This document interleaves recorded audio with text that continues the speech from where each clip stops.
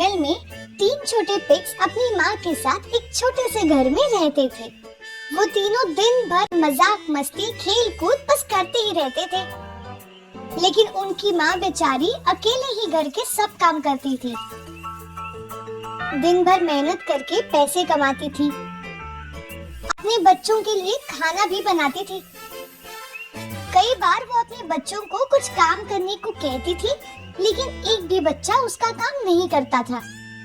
बेचारी माँ दिन ब दिन परेशान होती जा रही थी। जब तक मैं ये सब काम करती रहूंगी, मेरे बच्चे कुछ नहीं करने वाले। इसीलिए उन्हें यहाँ से कहीं दूर भेजना चाहिए, जहाँ मैं नहीं रहूंगी। जब सिर पर जिम्मेदारी आएगी, तभी ये अपना काम खुद करने लगेंगे। ये सोचकर माँ ने अपने तीनों बेटों को बुलाया और कहा, देखो बच्चों, अब तुम बड़े हो चुके हो। मैं चाहती हूँ कि जिंदगी में तुम अपने पैरों पे खड़े हो जाओ, अपने सब काम खुद करो। इसीलिए तुम्हें यहाँ से दूर जाना पड़ेगा। कहीं दूर जाकर अपने लिए घर बनाओ और खुद मेहनत करके अपनी जिंदगी बिताओ। कुछ दिन बाद मैं तुम्हें मिलने चली आऊंगी। फिर माँ पिगी ने अपने बच्चों को थोड़े थोड़े पैसे दिए, थोड़ा खाना बांध कर दिया और बच्चों से कहा, जाओ अपनी अपनी जिंदगी सुख से बिताओ। एक दूसरे के साथ रहना, एक दूसरे की मदद करना। जाओ अब। अपनी माँ से आशीर्वाद लेकर तीनों पिग्स घर से निकल पड़े। अब उनका पहला काम था अपने लिए एक घर बनाना। कुछ दूर जाने के बाद उन्हें एक अच्छी सी जगह दिखाई दी जहाँ वो घर बना सकते थे। मेरे ख्याल से हम यहाँ घर बना सकते हैं। हम तीनों अपना अपना अलग घर बनाएंगे।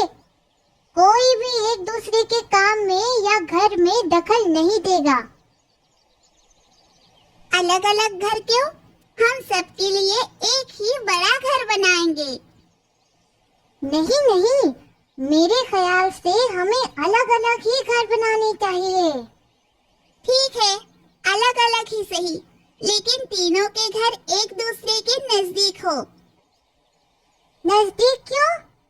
नजदीक इसलिए कि वक्त आने पर हम एक दूसरे की मदद कर सके। नहीं नहीं, मुझे ये मंजूर नहीं है। मैं तो घर दूर ही बना लूंगा। फिर तीनों ने घर बनाने का काम शुरू कर दिया।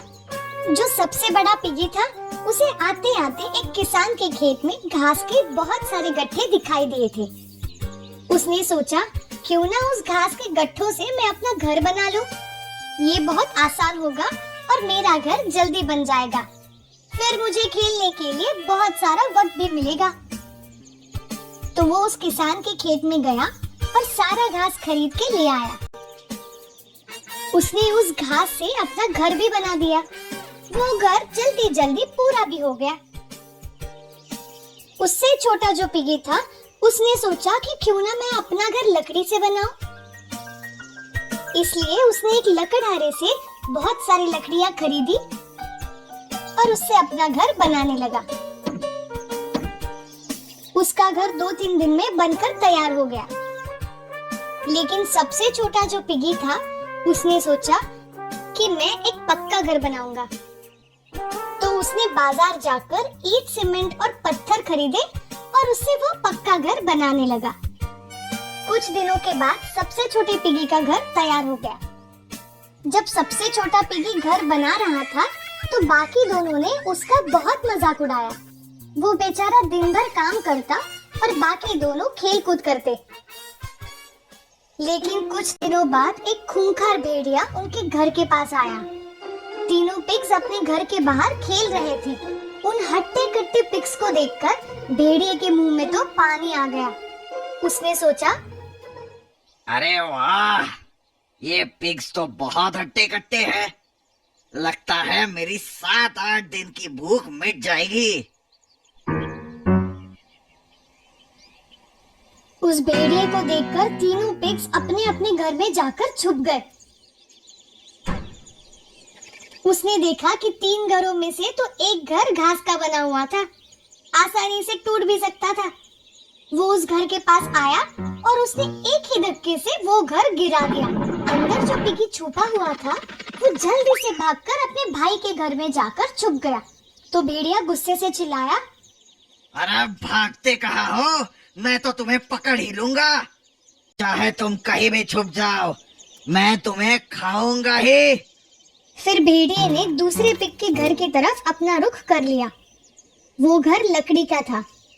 भेड़िए ने उसे 2-3 बार धक्का दिया, फिर भी वो घर नहीं टूटा। अंदर छिपे हुए 2 पिग्स तो खुश हो गए। बहुत देर कोई आवाज नहीं आई तो उन्होंने सोचा शायद भेड़िया भाग गया, लेकिन असल में तो ऐसा था नहीं। भेड़िया घर से बहुत दूर गया था। वो जोर से भागते हुए आया और घर को जोर का धक्का दिया। अब लकड़ी का घर भी गिरने लगा था। अंदर छिपे हुए दोनों पिग जैसे तैसे भाग के अपने तीसरे भाई के घर में घुस गए। आज तुम कुछ भी करो, कहीं भी छुप जाओ, आज तो मैं तुम्हें खाऊंगा जरूर। अब भेड़िया तीसरे पिग का घर गिराने की कोशिश करने लगा, पर वो घर बना था पत्थर, सीमेंट और ईंट से। अब भेड़िया उस घर को आसानी से नहीं गिरा सकता था, लेकिन उसने देखा कि घर भले ही पत्थर से बना हो, लेकिन दरवाजा तो लकड़ी का ही है। अब भेड़िए ने उस लकड़ी के दरवाजे को धक्का लगाना शुरू कर दिया। तो सबसे छोटा पिग जो था, उसने उस दरवाजे के साथ भारी भारी चीजें लगाना शुरू कर दिया।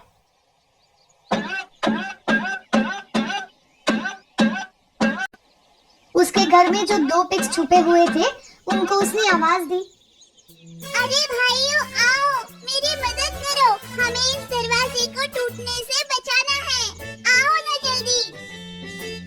फिर जो 2 पिग्स छुपे हुए थे वो बाहर आए और उन्होंने छोटे पिग की मदद करना शुरू कर दिया। उन सब ने मिलकर घर की सारी भारी चीजें उस दरवाजे के साथ लगा दी और वो भेड़िया दरवाजा नहीं तोड़ सका। भेड़िया थककर बैठ गया। कुछ देर जब बाहर से कोई आवाज नहीं आई तो 2 बड़े पिग्स को लगा कि शायद भेड़िया चला गया, लेकिन सबसे छोटा पिग जो था वो था बहुत होशियार। उसने अपने बड़े भाइयों से कहा, अरे भाइयों, ये मत सोचो कि भेड़िया हार कर चला गया है। वो कुछ ना कुछ करके इस घर में घुसने की कोशिश जरूर करेगा। अब हमें ये सोचना है कि वो कहाँ से अंदर आ सकता है। बहुत सोचने के बाद छोटे पिग को समझ आया कि भेड़िया कहाँ से अंदर आ पाएगा। भाइयों, एकदम शांति रखो, मुझे छत से कोई आवाज आ रही है। सबसे छोटा भाई समझ गया था कि अब एक ही जगह है जहाँ से भेड़िया घर के अंदर आ सकता है, और वो है घर की चिमनी। तो उसने अपने भाइयों से कहा, चलो चलो भाइयों, जल्दी से घर की सारी लकड़ियाँ इकट्ठा करो और उसे चिमनी के नीचे रख दो। उस पर थोड़ा सा तेल भी छिड़क दो और जब मैं इशारा करूँ तो माचिस की तीली से उन लकड़ियों में आग लगा दो। उस छोटे पिग ने जैसे सोचा था, भेड़िए ने भी वही सोचा था।